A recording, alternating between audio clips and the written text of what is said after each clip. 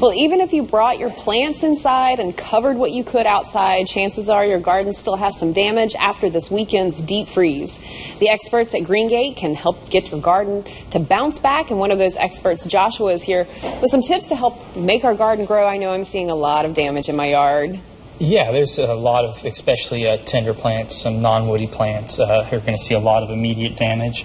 And so with those, typically we want to wait a few days to a week or so, make sure we see all the damage that's done before we start trimming back. Wow, that's surprising. You know, the weather's really nice outside today. I'm sure a lot of people are tempted to get out there with their pruning shears and start cutting back the stuff that seems like it's dead. Why do we want to hold off for a little while? You just want to make sure that you see all the damage. You don't want to have to go out there and do it several times. And then on some of those woody plants, you don't want to go out right away because you don't want to be cutting off good tissue, you know, on some of the things like hibiscus, copper plants, bougainvilleas, things like that. You can pick off the dead leaves if they're looking bad, but we'll go ahead and try to wait till the spring when they flush back out so you're not taking off anything that doesn't need to be. All right, I know that we've got a picture of at least one dead plant in my yard. I think that it's dead.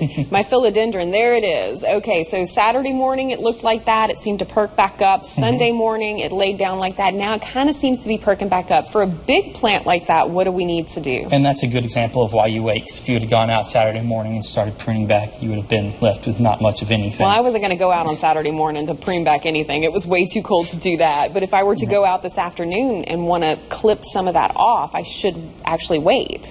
You could wait a little bit longer and just see what perks back up, what's actually dead. You can just take off the damaged foliage and just leave anything that's still good. Okay. Real And selective process. at Greengate, you've got such a huge selection of a variety of plants and bushes and trees and all of those kind of things.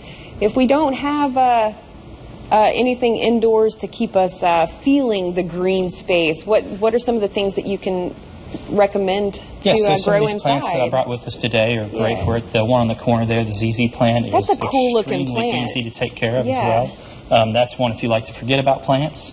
That's probably a good one for you. Okay, so if you have a tendency to kill your plants, that's probably the one that's a safer bet to keep alive. One, or the mother-in-law's tongue, sansevieria there. That's right there in the front. Right. That's a super easy plant. I've got two of these at home, and they grow really, really well. You can water them kind of whenever you remember to. Exactly.